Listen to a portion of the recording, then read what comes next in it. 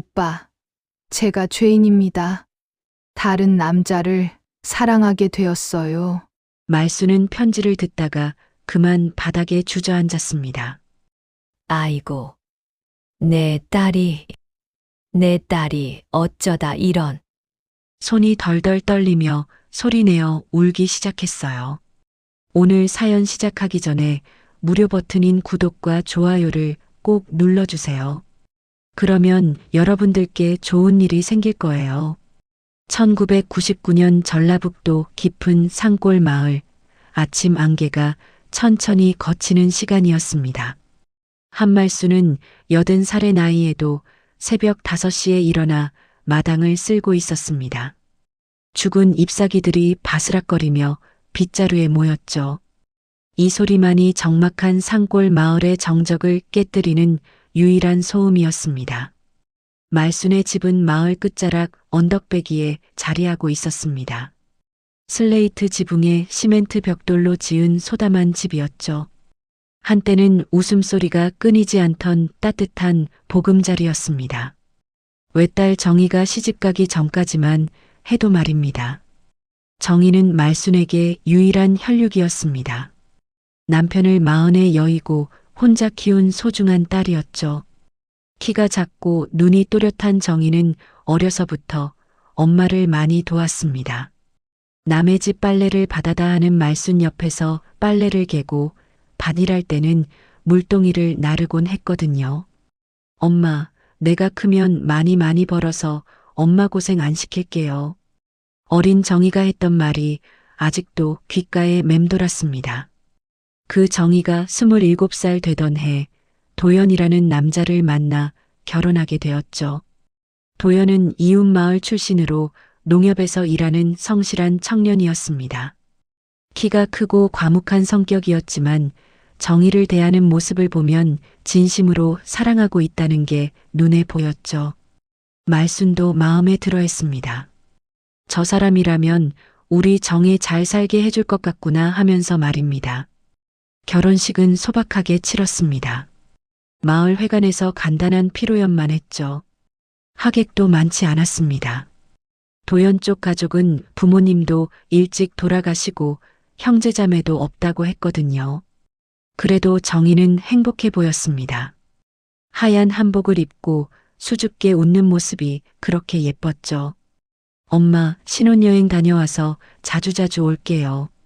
걱정하지 마세요.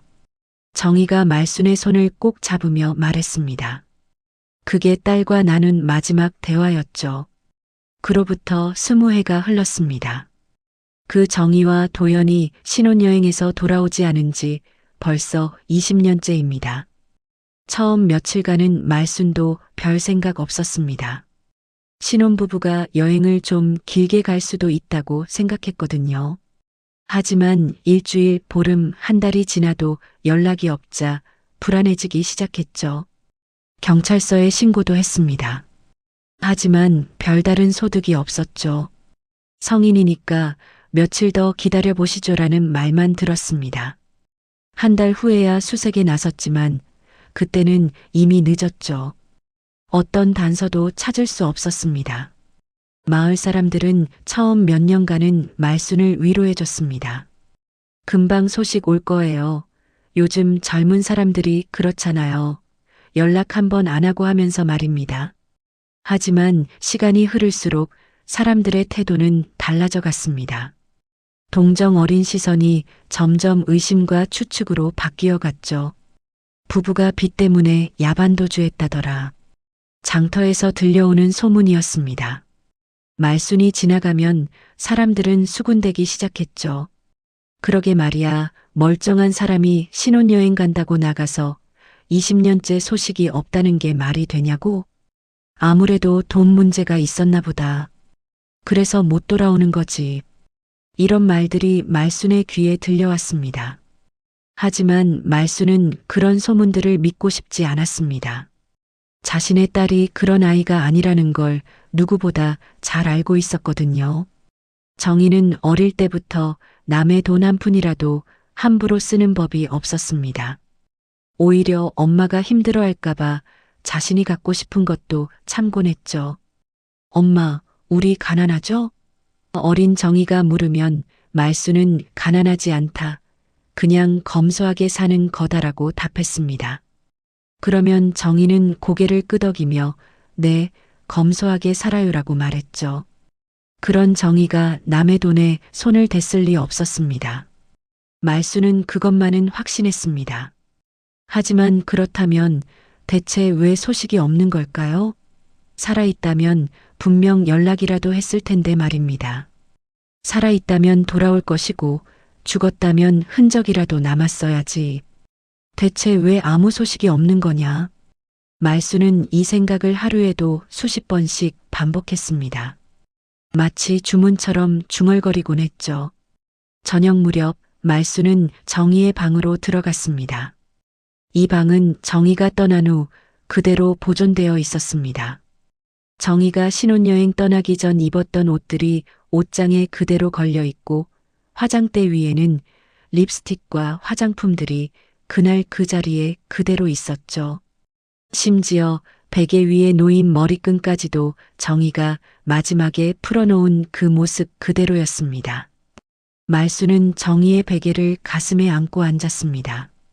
아직도 희미하게나마 딸의 냄새가 나는 것 같았거든요.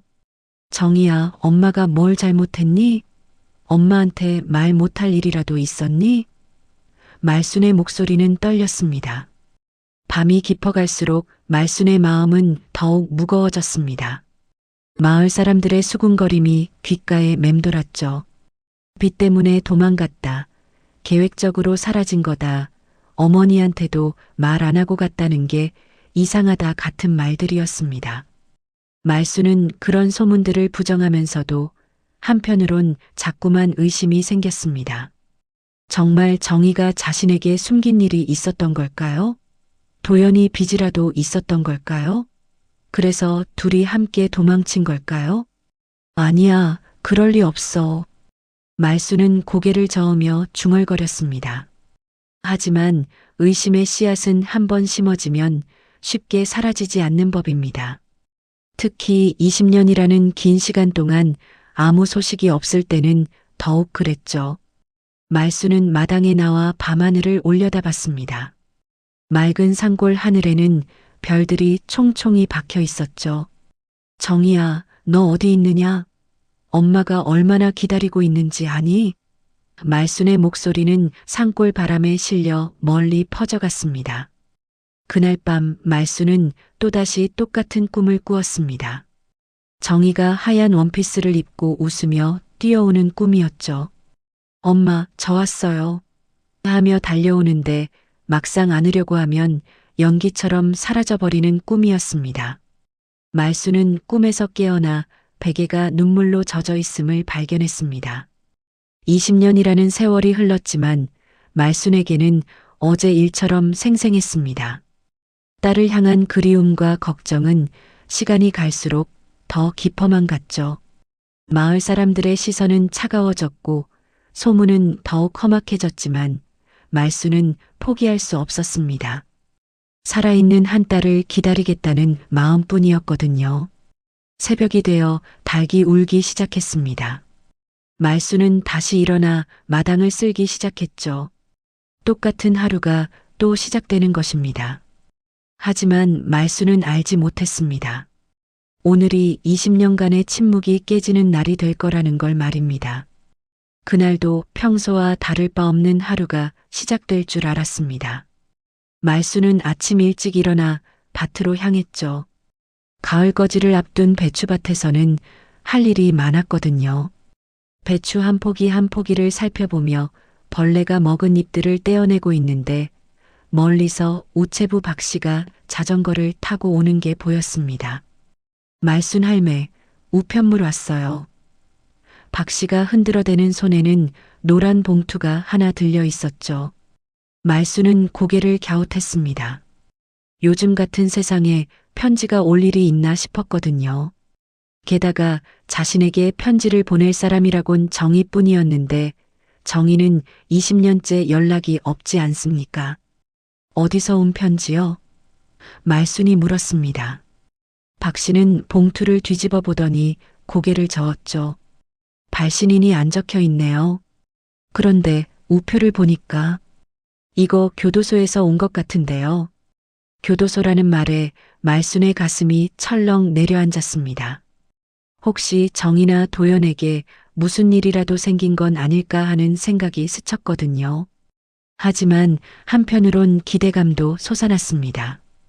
20년 만에 온 첫 소식일지도 모르지 않습니까? 말순은 서둘러 집으로 돌아갔습니다. 손이 떨려서 봉투를 뜯는 것도 쉽지 않았죠. 봉투 안에는 사진 한 장이 들어 있었습니다.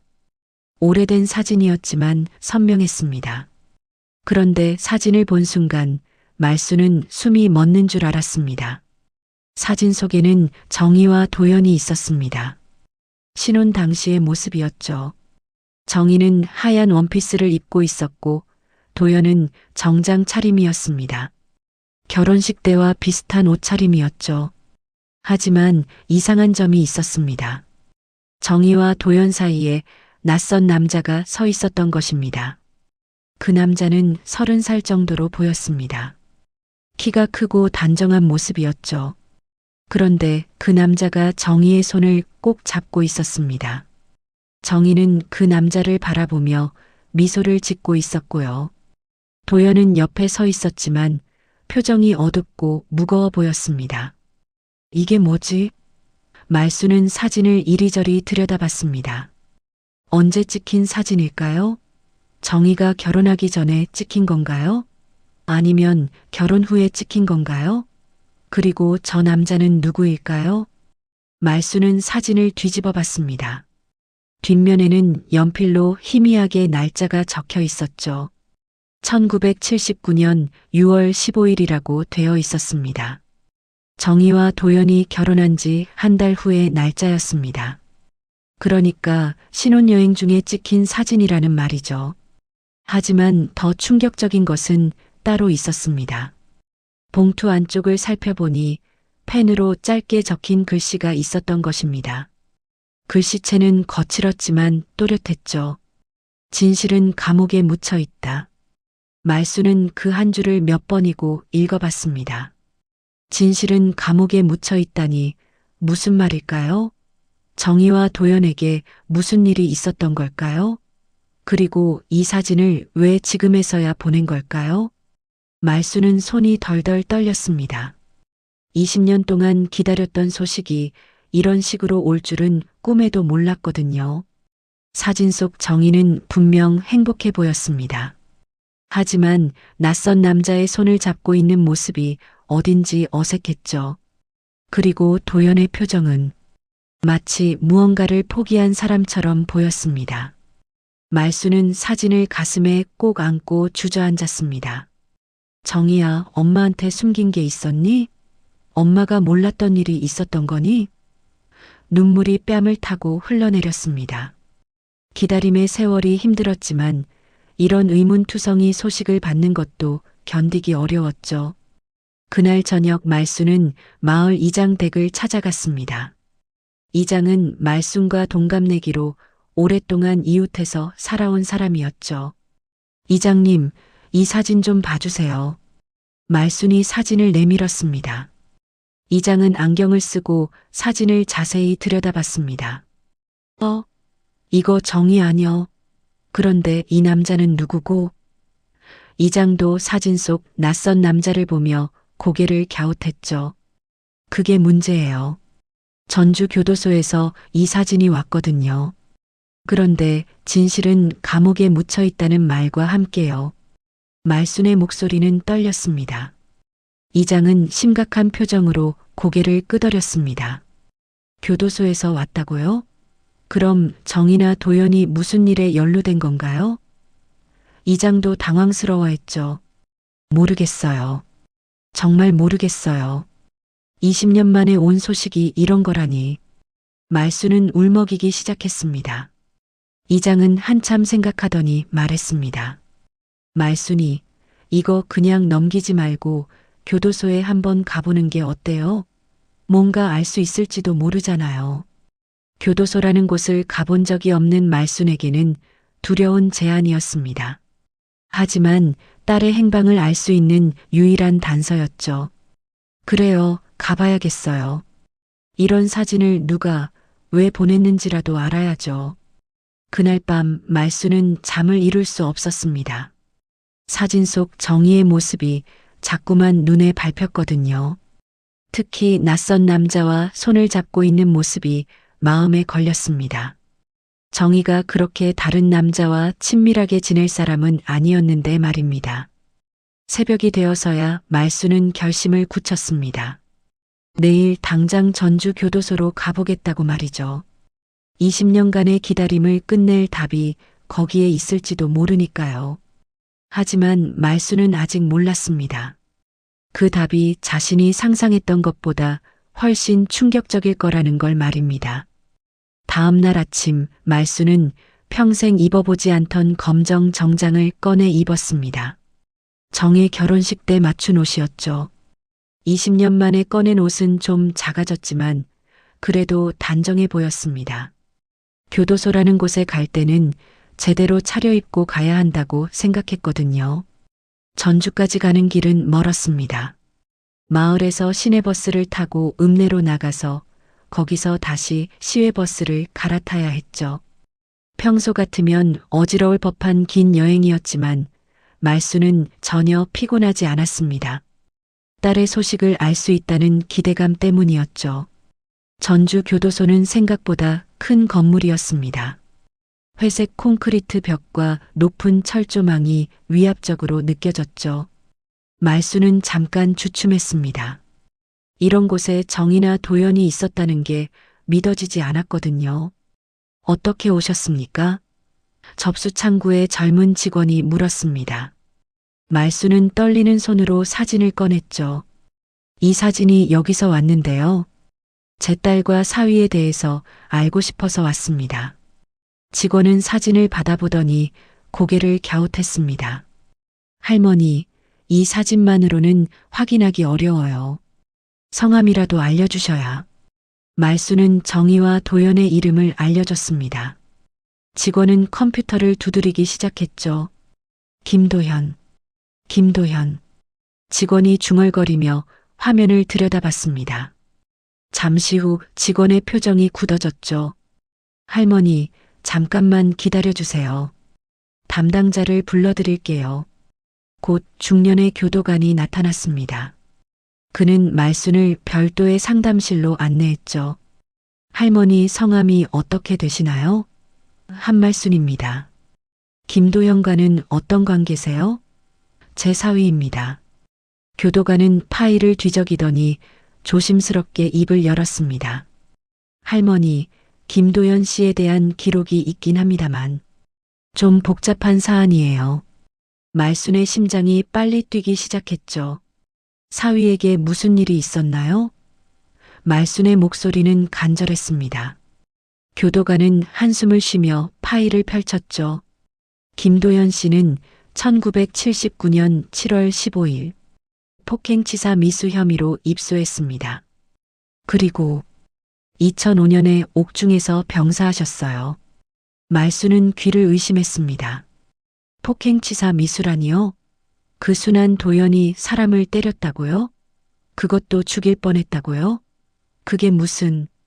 사위는 그런 사람이 아니에요. 파리 한 마리도 못 죽일 사람인데. 교도관은 고개를 끄덕였습니다. 가족분들이 그렇게 말씀하시는 경우가 많아요. 하지만 기록은 확실합니다. 피해자는 박철수라는 남성이었고 김도연 씨가 흉기로 공격했다고 되어 있네요.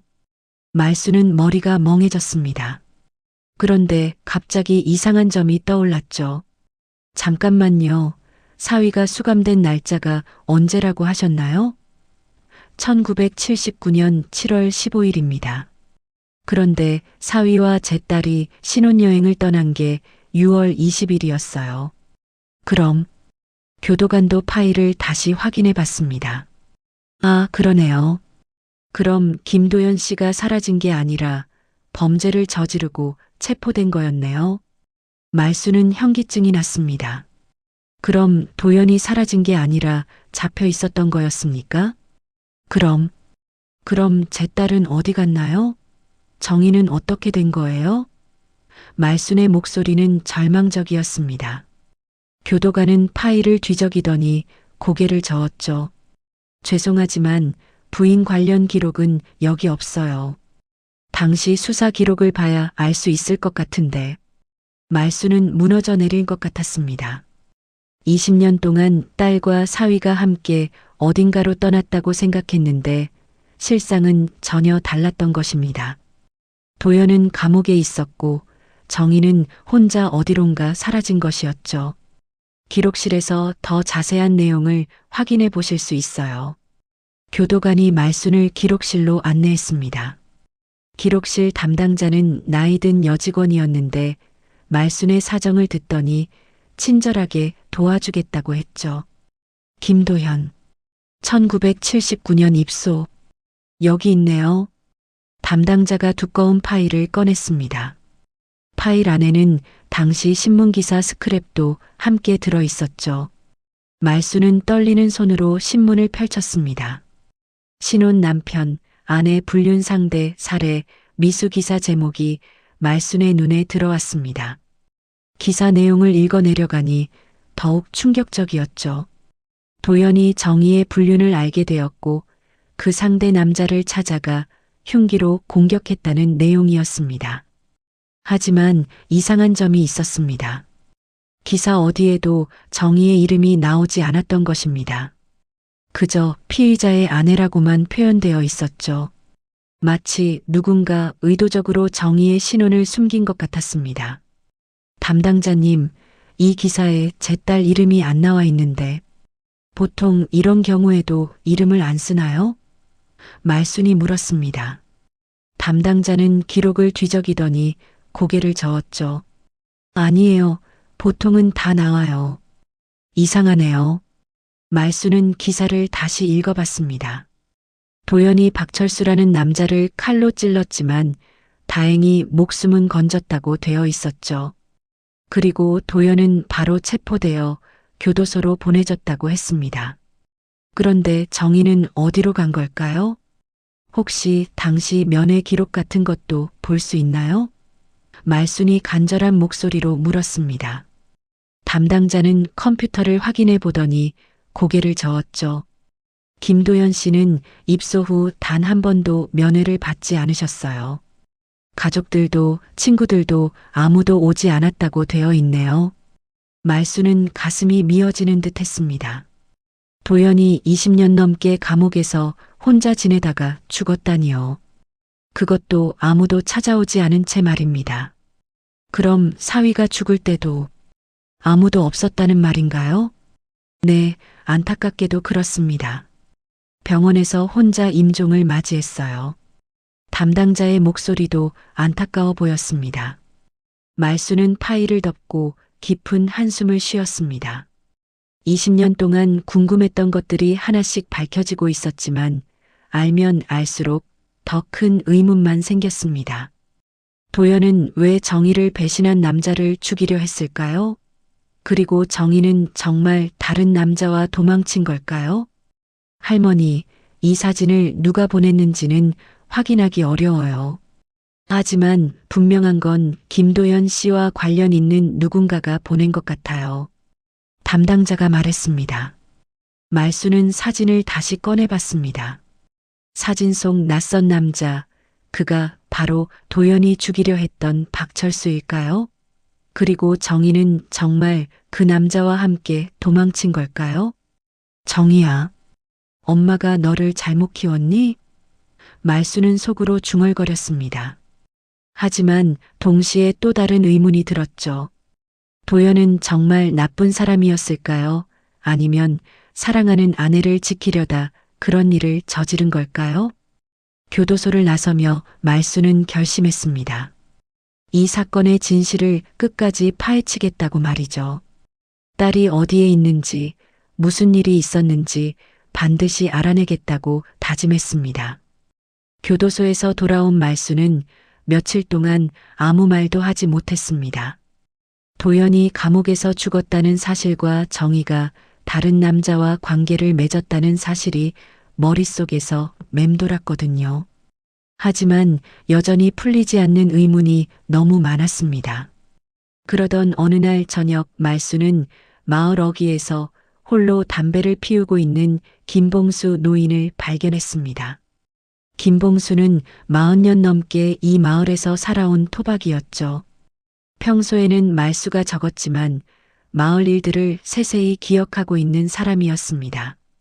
봉수 형님, 안녕하세요. 말순이 인사를 했습니다. 김봉수는 담배 연기를 후욱 내뿜으며 고개를 끄덕였죠. 아, 말순이구나. 요즘 어떻게 지내나? 말순은 주저하다가 입을 열었습니다. 형님, 혹시 20년 전 정희가 사라진 날 밤에 뭔가 이상한 거 못 보셨나요? 아무리 생각해도 이상해서요. 김봉수는 담배를 빼물고 한참 생각했습니다. 그러더니 천천히 입을 열었죠. 그날 밤 말인가. 사실 말 안 한 게 있기는 해. 말순의 눈이 번쩍 뜨였습니다. 그날 밤 늦게 집에 들어오는데 산길에서 이상한 걸 봤어. 김봉수가 담배를 끄며 말했습니다. 정희가 낯선 남자와 함께 산길을 내려가고 있더라고. 손을 꼭 잡고 마치 도망치듯이 서둘러서 말이야. 말수는 숨이 막혔습니다. 정말요? 정말 정희가 다른 남자와 함께 있었다고요? 김봉수는 고개를 끄덕였습니다. 그래, 분명히 봤어. 달빛이 밝았던 밤이었거든. 그런데 이상한 건 그 남자가 정희 손을 잡아 끌고 가는 게 아니라 정희가 먼저 걷고 있었어. 이 말에 말수는 더욱 혼란스러워졌습니다. 정희가 먼저 걸어갔다니요? 그럼 강제로 끌려간 게 아니라 자발적으로 따라간 거였나요? 그 남자는 어떻게 생겼나요? 키가 크고 머리가 좀 곱슬곱슬했어. 정장 비슷한 걸 입고 있었고 나이는 30살 정도 되어 보였지. 김봉수의 설명을 듣던 말수는 사진 속 남자가 떠올랐습니다. 혹시 그 남자가 박철수일까요? 그런데 형님은 왜 20년 동안 말 안 하셨어요? 말순이 물었습니다. 김봉수는 난처한 표정을 지었죠. 그게 말순이한테 상처될까 봐서. 그리고 확실하지도 않았고 말이야. 혹시 내가 잘못 본 건가 싶기도 했어. 말수는 주저앉고 싶었습니다. 그동안 딸이 남편과 함께 어딘가로 떠났다고 믿고 있었는데 실제로는 다른 남자와 도망간 거였습니까? 그것도 신혼 한 달 만의 말입니다. 형님, 혹시 그 후로도 정희를 본 적 있으세요? 말순이 간절히 물었습니다. 김봉수는 고개를 저었죠. 아니야, 그날 이후로는 못 봤어. 아예 사라졌더라고. 말수는 집으로 돌아와 정희의 방에 앉았습니다. 화장대 거울에 비친 자신의 모습이 초라해 보였죠. 주름이 늘어나고 머리가 희끗희끗해진 80살 노인의 모습이었습니다.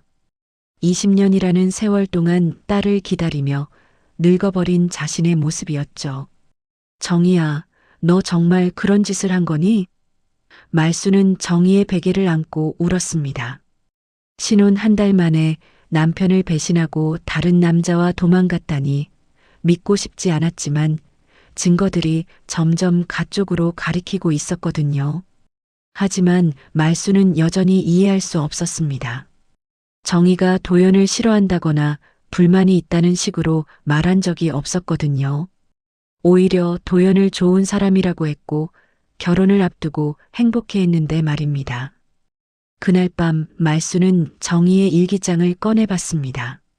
결혼 전까지 쓴 일기가 남아 있었거든요. 마지막 페이지를 읽어보니 이런 내용이 적혀 있었습니다. 도연 오빠는 정말 좋은 사람이에요. 엄마도 좋아하시고 저도 행복해요. 내일이면 신혼여행을 떠나는데 설레기도 하고 조금 무섭기도 해요. 새로운 인생이 시작되는 거니까요. 이 일기를 읽고 말수는 더욱 혼란스러워졌습니다. 결혼 전날까지만 해도 정희는 행복해했는데 어떻게 한 달 만에 그런 일이 벌어진 걸까요? 대체 그 한 달 동안 무슨 일이 있었던 걸까요? 말수는 밤새 뒤척이며 생각했습니다. 김봉수가 본 것이 사실이라면 정희는 자발적으로 다른 남자를 따라갔다는 것입니다. 그리고 그 남자는 도연이 죽이려 했던 박철수일 가능성이 높았죠. 하지만 왜 정희가 그런 선택을 했을까요? 다음 날 아침 말수는 마을 이장 댁을 다시 찾아갔습니다. 이장님, 제가 어제 교도소에서 알아본 건데요. 말수는 어제 있었던 일을 모두 털어놨습니다. 이장도 충격적이라는 표정을 지었죠. 그럼 도연이가 정희 때문에 사람을 죽이려 했다는 말이군요. 그리고 정희는 그 남자와 도망갔고, 이장이 정리해서 말했습니다. 말수는 고개를 끄덕였죠. 그런데 이상한 점이 있어요. 신문 기사에 정희 이름이 안 나와 있었거든요. 마치 누군가 정희의 존재 자체를 지워버린 것 같았어요. 말순의 목소리에는 분노가 섞여 있었습니다. 이장은 턱을 만지며 생각했습니다. 그거 이상하네요. 보통 그런 사건이면 당사자 이름이 다 나오는데. 그러더니 갑자기 무릎을 쳤죠. 아, 혹시 정희가 증인보호 같은 걸 받은 건 아닐까요? 증인보호요? 말순이 되물었습니다. 이장이 설명했죠. 간혹사건 관련자가 신변 보호를 받아야 할 때 신원을 숨기거든요. 혹시 정희가 그런 상황이었던 건 아닐까요? 말수는 새로운 가능성에 희망을 품었습니다. 그럼 정희가 자발적으로 도망간 게 아니라 보호를 받기 위해 숨어 있는 걸까요? 하지만 그렇다면 왜 20년 동안 연락 한 번 없었을까요? 그날 저녁 말수는 다시 한번 사진을 자세히 들여다봤습니다. 정희의 표정, 낯선 남자의 모습, 그리고 어둡게 굳어있는 도연의 얼굴까지 이 사진 한 장에 모든 비밀이 숨어 있는 것 같았습니다. 교도소에서 돌아온 지 사흘째 되는 날, 말수는 마당에서 고추를 따고 있었습니다. 손은 바쁘게 움직이고 있었지만 머릿속은 온통 정희와 도연 생각뿐이었죠. 그때 마을 입구에서 낯선 차 한 대가 들어오는 것이 보였습니다. 검은색 소형차에서 젊은 여자가 내렸습니다. 30살 정도로 보이는 그 여자는 손에 가방을 들고 말순의 집을 향해 걸어왔죠. 도시에서 온 사람 같아 보였습니다. 깔끔한 정장에 구두를 신은 모습이 산골 마을과는 어울리지 않았거든요. 혹시 한말순 할머님이세요? 여자가 정중하게 인사했습니다. 네, 맞습니다.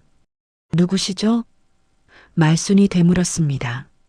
여자는 명함을 꺼내 건넸죠. 전주일보 기자 민지입니다. 할머님께 여쭤볼 게 있어서 왔어요. 기자라는 말에 말순은 긴장했습니다. 혹시 마을에서 떠도는 소문들이 신문에라도 실리는 건 아닐까 싶었거든요. 무슨 일로 오셨나요? 김도연 씨와 관련된 사건에 대해서 취재하고 있습니다. 혹시 시간 내주실 수 있을까요? 말수는 민지를 집 안으로 모셨습니다. 차라도 한 잔 대접해야겠다고 생각했거든요.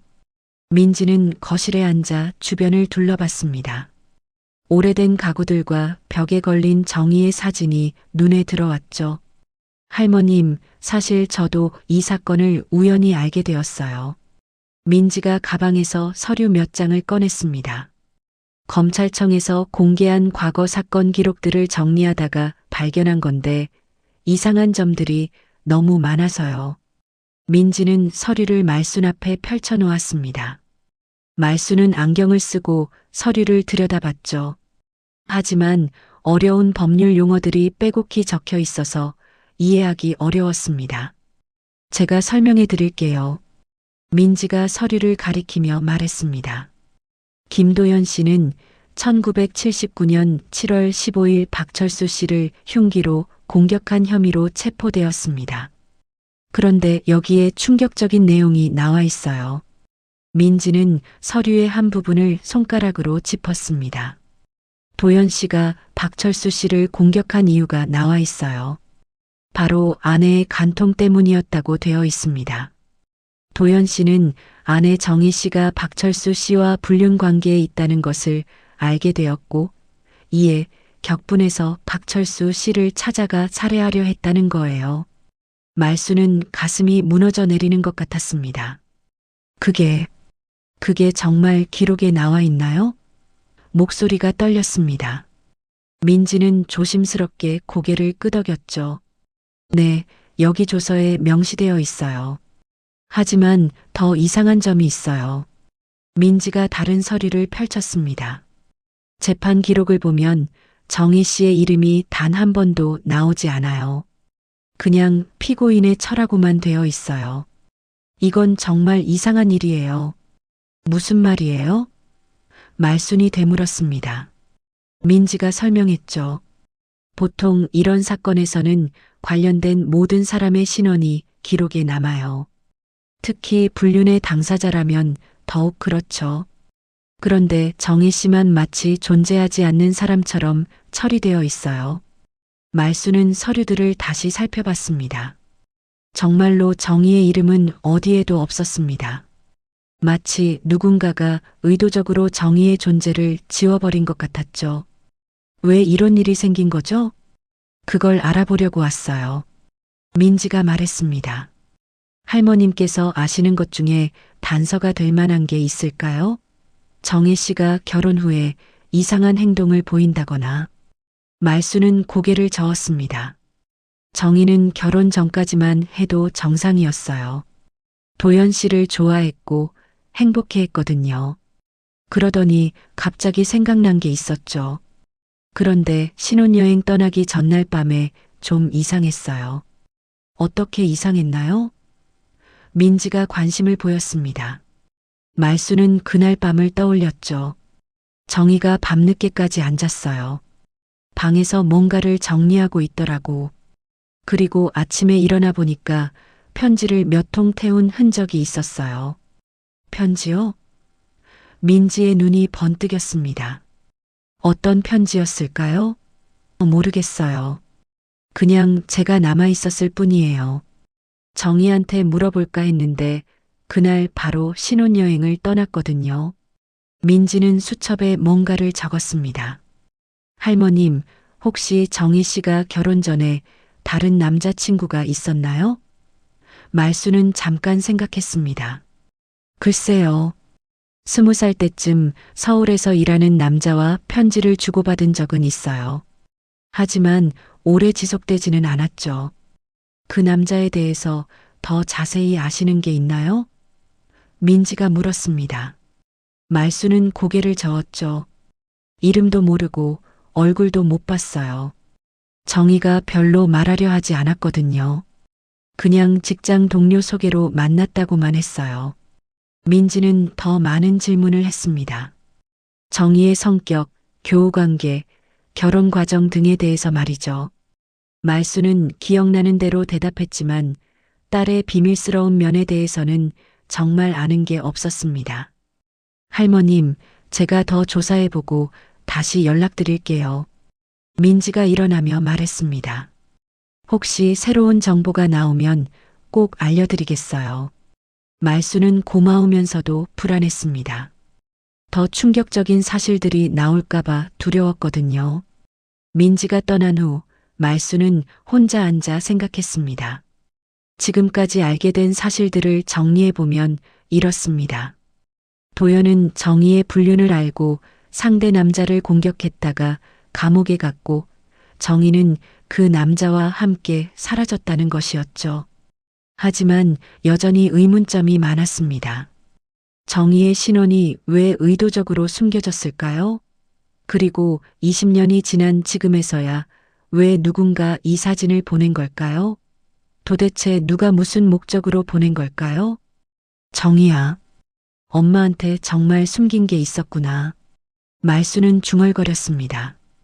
딸에 대한 실망감과 여전한 그리움이 복잡하게 얽혀 있었죠. 진실을 알고 싶으면서도 한편으론 무서웠습니다. 더 충격적인 사실들이 기다리고 있을지도 모르니까요. 민지가 떠난 지 일주일이 지났습니다. 말수는 매일 마을 입구까지 나가서 혹시 민지가 오는지 기다렸죠. 그 일주일이 말순에게는 1년같이 길게 느껴졌습니다.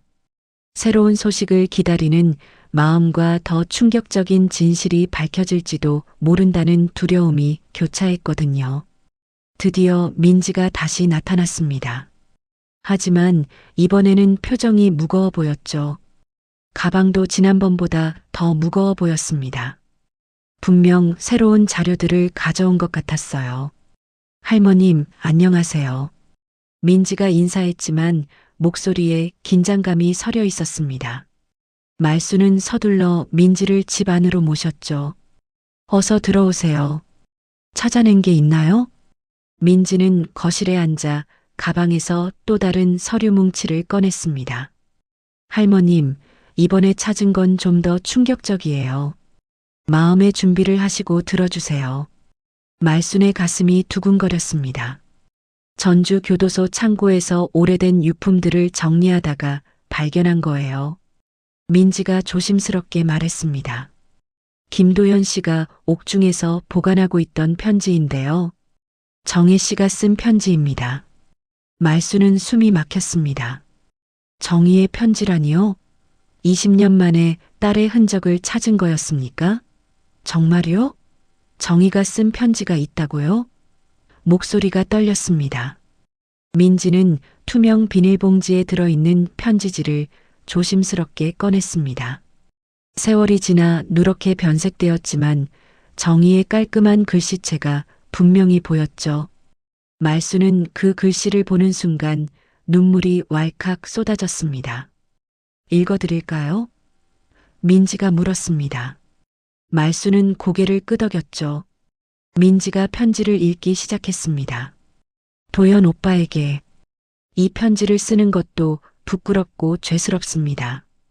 오빠가 이 편지를 받아보실지도 모르겠지만 그래도 써야겠어요. 엄마에게는 절대 말할 수 없는 이야기니까요. 말수는 편지 내용을 듣는 것만으로도 가슴이 찢어질 것 같았습니다. 민지가 계속 읽어 내려갔죠. 오빠, 제가 죄인입니다. 오빠를 사랑한다고 말해놓고 결혼한다고 해놓고 다른 남자를 사랑하게 되었어요. 박철수라는 사람이에요. 오빠는 그 사람을 아시겠지만 저는 그 사람을 먼저 알았어요. 결혼하기 한참 전부터요. 말순의 손이 덜덜 떨렸습니다. 정희가 정말 다른 남자를 사랑했다는 게 사실이었던 거군요. 민지가 편지를 계속 읽었습니다. 사실 박철수 씨와는 서울에서 일할 때부터 알고 지냈어요. 하지만 그때는 그냥 친구라고 생각했어요. 그 사람도 결혼할 생각이 없다고 했고 저도 마찬가지였거든요. 그런데 오빠와 결혼 준비를 하면서 자꾸 그 사람이 생각났어요. 말수는 손으로 얼굴을 가렸습니다. 딸이 이런 마음을 품고 있었다는 게 믿어지지 않았거든요.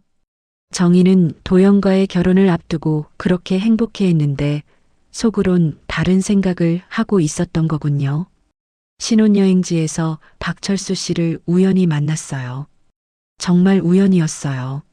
하지만 그 순간 제 마음이 어떤지 확실히 알았어요. 저는 그 사람을 사랑하고 있었던 거예요. 오빠에게는 정말 미안하지만 제 마음을 속일 수는 없었어요. 말수는 소리내어 울기 시작했습니다. 아이고, 내 딸이 어쩌다 이런. 민지는 잠시 편지 읽기를 멈추고 말순을 달랬습니다. 할머님, 괜찮으세요? 더 읽어드릴까요? 말수는 눈물을 닦고 고개를 끄덕였습니다. 힘들어도 끝까지 들어야 했죠. 민지가 편지의 나머지 부분을 읽었습니다.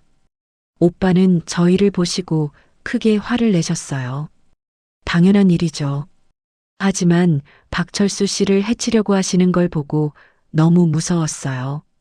저 때문에 두 사람이 싸우는 걸 볼 수가 없었어요. 그래서 박철수 씨와 함께 그곳을 떠났어요. 민지가 잠깐 말을 멈추고 말순을 바라봤습니다. 말순은 고개를 저으며 중얼거렸죠. 그럼 정희가 먼저 따라간 거였구나. 도연이가 억지로 뺏어간 게 아니라 오빠가 체포되셨다는 소식을 들었어요. 제 때문에 오빠가 그런 일을 당하게 되어서 정말 죄송해요. 하지만 저는 돌아갈 수 없어요. 이미 저질러진 일이고 오빠께도 면목이 없거든요. 엄마에게는 절대로 이 일을 말하지 마세요. 엄마가 너무 상처받으실까 봐요. 편지는 거기서 끝났습니다. 말수는 한참 동안 말을 잇지 못했습니다. 딸이 정말로 다른 남자와 도망간 게 사실이었던 거군요. 그것도 남편이 감옥에 가는 걸 뻔히 알면서도 말입니다. 할머님, 민지가 조심스럽게 불렀습니다. 더 있어요. 편지가 한 장 더 있어요. 말수는 놀라 고개를 들었죠. 더 있다고요? 민지가 두 번째 편지를 꺼냈습니다. 이 편지는 첫 번째보다 더 짧았지만 내용은 더욱 충격적이었죠. 민지가 읽기 시작했습니다. 오빠, 저 많이 아파요. 병원에서 시간이 많지 않다고 했어요. 박철수 씨가 저를 끝까지 돌봐주겠다고 하지만 죽기 전에 오빠께 사과하고 싶었어요. 오빠는 저를 지켜주려고 했을 뿐인데 제가 너무 이기적이었어요. 말수는 편지를 듣다가 그만 쓰러질 뻔했습니다. 정희가 아팠다고요? 게다가 죽을 만큼 심하게요? 언제 쓴 편지인가요? 말순이 간신히 물었습니다. 민지가 편지지 뒷면을 확인했습니다. 1985년 3월이라고 되어 있어요. 정희 씨가 사라진 지 6년 후네요. 말수는 무릎이 풀렸습니다.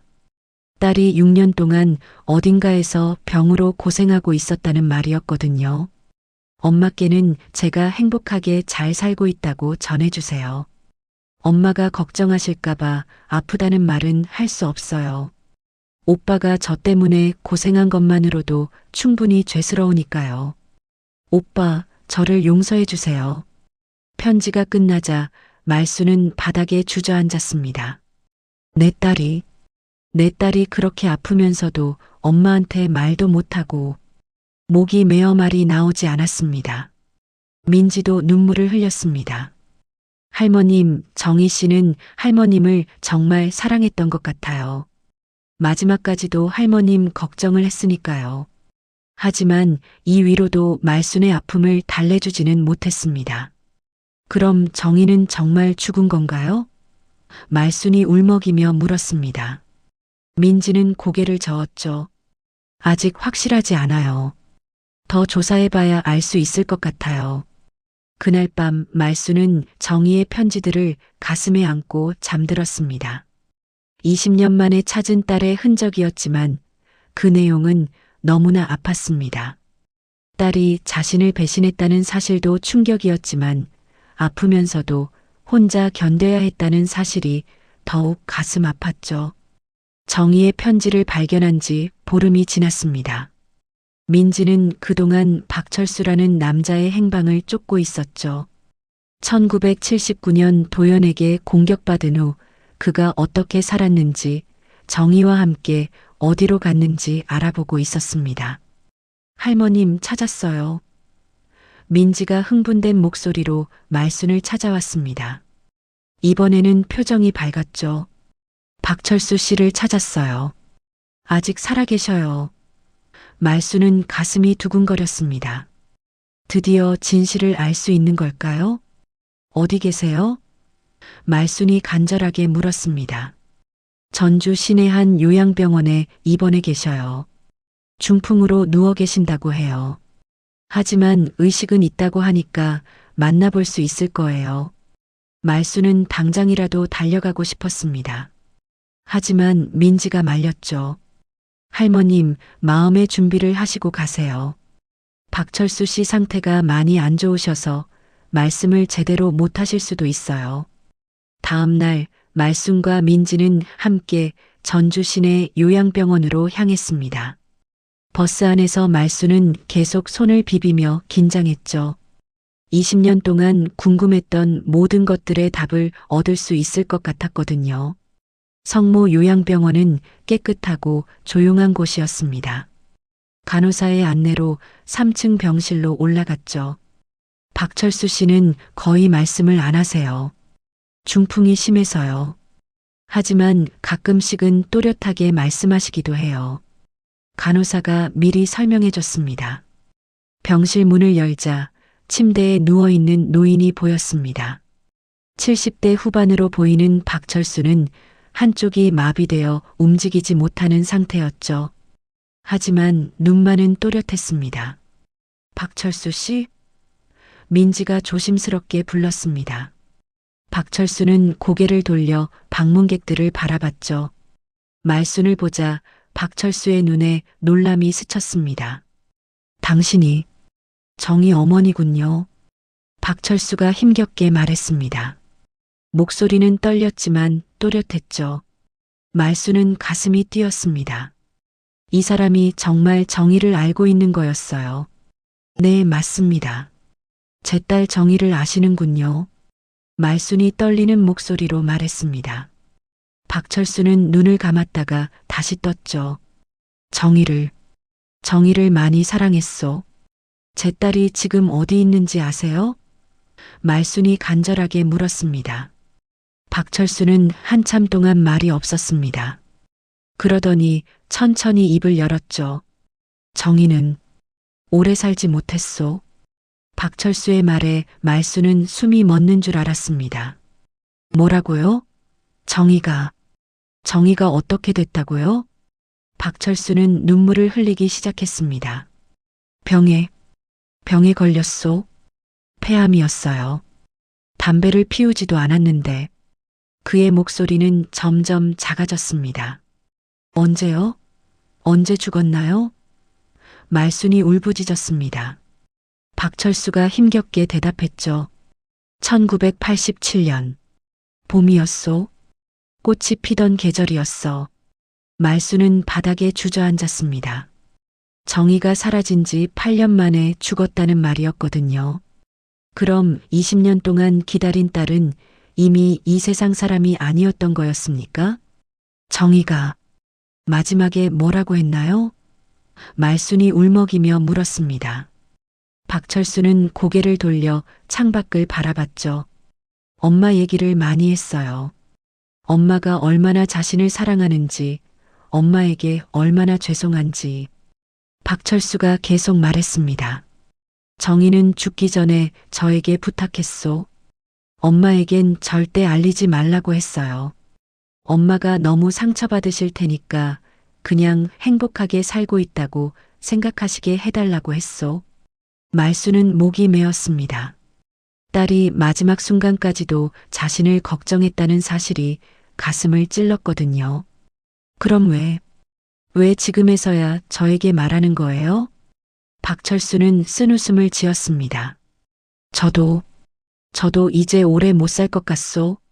정희를 혼자 보낼 수가 없어서 누군가는 기억해줘야 한다고 생각했어요. 그는 잠시 숨을 고르더니 계속 말했죠. 그리고 도연에 대해서도 말해야겠소. 도연은 나쁜 사람이 아니었어요.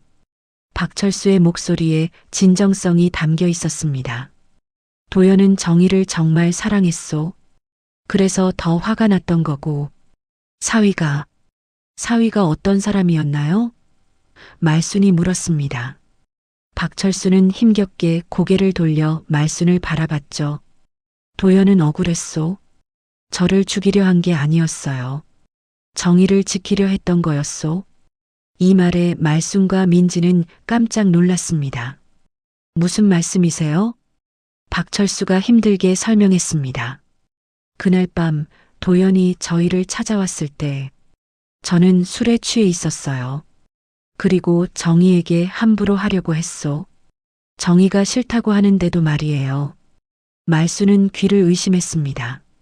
그럼 사위가 제 딸을 보호하려고 한 거였나요? 박철수가 고개를 끄덕였죠. 도연이 저를 막으려고 했어요. 하지만 제가 계속 정희를 괴롭히니까 결국 칼을 든 거였소. 박철수는 더 이상 말을 잇지 못했습니다. 너무 힘들어 보였거든요. 간호사가 와서 환자가 쉬어야 한다고 했습니다. 하지만 박철수는 마지막으로 한마디 더 했죠. 도연에게 미안하다고 전해주소. 그리고 정희는 마지막까지 어머니를 사랑했다고 전해주소. 말수는 병실을 나서며 온몸이 떨렸습니다. 20년 동안 품고 있던 의문들이 하나씩 풀리고 있었지만 진실은 상상했던 것보다 훨씬 복잡하고 아팠습니다. 도연은 악인이 아니었고 정희도 완전한 배신자는 아니었던 거군요. 하지만 가장 큰 충격은 정희가 이미 죽었다는 사실이었습니다. 20년 동안 기다린 딸이 사실은 10몇 년 전에 이미 세상을 떠났던 거였죠. 박철수와의 만남에서 돌아온 지 며칠이 지났습니다. 말수는 그 사이 한마디도 하지 않고 집에만 있었죠. 정희가 아파서 죽었다는 사실과 도연이 억울하게 감옥에서 죽었다는 사실이 머릿속에서 맴돌았거든요. 그러던 어느 날 아침 말수는 민지로부터 전화를 받았습니다. 할머님, 박철수 씨가 어제 밤에 돌아가셨어요. 민지의 목소리가 조용했습니다. 말수는 복잡한 기분이었죠. 박철수를 미워해야 할지 고마워해야 할지 알 수 없었거든요. 그런데 할머님, 박철수 씨가 돌아가시기 전에 간병인에게 이걸 전해달라고 하셨어요. 민지가 봉투를 하나 가져왔습니다. 또 다른 편지였죠. 편지에는 정희가 묻힌 곳이 적혀 있었습니다. 대구 달성군 화원읍 공동묘지 박정희라는 이름으로 묻혀 있다고 했습니다. 말수는 그 자리에서 결정했죠. 당장 딸을 만나러 가겠다고 말입니다. 이틀 후 말순과 민지는 대구로 향했습니다.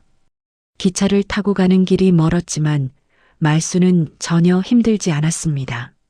마침내 딸을 만날 수 있다는 생각뿐이었거든요. 화원읍 공동묘지는 야트막한 언덕에 자리하고 있었습니다. 가을 단풍이 곱게 물든 나무들 사이로 수많은 무덤들이 보였죠. 박철수가 그려준 지도를 보며 한참을 찾아다녔습니다. 할머님, 여기 있어요. 민지가 소리쳤습니다. 언덕 중턱의 소나무 아래 작은 묘비가 서 있었죠. 박정희 1952-1987라는 이름이 새겨져 있었습니다. 말수는 그 앞에 무릎을 꿇고 주저앉았습니다. 정희야, 엄마가 이제야 왔구나. 말순의 목소리는 떨렸습니다. 20년 동안 기다렸는데 너는 여기 있었구나. 눈물이 멈추지 않았습니다. 묘비는 소박했지만 무덤 주변은 깨끗하게 관리되어 있었어요. 정희야, 엄마가 이제 모든 걸 알았다. 말수는 묘비를 어루만지며 말했습니다. 내가 왜 그런 선택을 했는지, 도연이가 왜 그런 일을 저질렀는지, 다들 사랑 때문이었구나. 말수는 한참 동안 무덤 앞에서 딸에게 말을 걸었습니다. 20년 동안 하지 못했던 모든 이야기를 쏟아냈죠. 그동안 얼마나 보고 싶었는지, 얼마나 걱정했는지, 그리고 이제는 모든 걸 용서한다고 말했습니다. 정희야, 엄마가 너를 용서한다. 도연이도 용서한다. 박철수 씨도 용서한다. 말순의 목소리는 따뜻했습니다. 너희들 모두 잘못이 있었지만 사랑 때문이었으니까. 해가 저물 무렵 말수는 정희의 무덤을 떠났습니다. 하지만 이제 마음이 편안했어요. 딸이 어디 있는지 알았고 왜 그런 일이 일어났는지도 알았으니까요. 무엇보다 딸이 마지막까지 자신을 사랑했다는 걸 알았습니다. 집으로 돌아온 말수는 민지에게 부탁했습니다. 기자님, 이 이야기를 꼭 써주세요. 사람들이 알아야 해요. 모든 일에는 사연이 있다는 걸 말입니다. 민지는 고개를 끄덕였죠. 며칠 후 전주일보에 기사가 실렸습니다. 제목은 사라진 신혼부부의 비극, 그리고 어머니의 용서였죠. 기사는 말순의 20년간의 기다림과 마침내 알게 된 진실, 그리고 용서의 메시지를 담고 있었습니다. 기사를 본 사람들의 반응은 뜨거웠습니다. 신문사로 전화가 쇄도했죠. 대부분 감동했다는 내용이었습니다. 저도 비슷한 경험이 있어요. 용서의 힘을 느꼈어요. 가족의 소중함을 다시 생각하게 되었어요. 같은 반응들이었어요. 마을 사람들의 태도도 완전히 바뀌었습니다. 그동안 말순을 수군거렸던 사람들이 하나둘 찾아와서 사과했죠. 말순이 우리가 너무 심했다. 사정도 모르고 함부로 말해서 미안해. 괜찮아요. 말순은 웃으며 대답했습니다. 저도 이해해요. 모르면 그럴 수밖에 없죠. 중요한 건 이제 진실을 알았다는 거예요. 말순의 마음에는 이제 원망 대신 평화가 자리 잡았습니다. 예상치 못한 일도 일어났습니다. 전국에서 비슷한 사연을 가진 사람들이 말순을 찾아오기 시작한 것입니다. 가족을 잃고 혼자 남은 사람들, 과거의 상처로 고통받는 사람들, 용서하지 못해서 괴로워하는 사람들이었죠. 말순은 그런 사람들을 따뜻하게 맞아줬습니다. 차라도 한 잔 대접하고 자신의 이야기를 들려주며 위로했어요. 저도 20년 동안 원망하고 미워하면서 살았어요. 하지만 진실을 알고 나니 마음이 편해졌어요. 어떻게 용서할 수 있으셨어요? 한 중년 여성이 물었습니다. 그 여성도 가족에게 배신당한 경험이 있다고 했죠. 말순은 차분히 대답했습니다. 용서한다고 해서 잘못이 없어지는 건 아니에요. 하지만 미움을 놓으면 마음이 가벼워져요. 말순의 집은 이제 작은 상담소 같았습니다.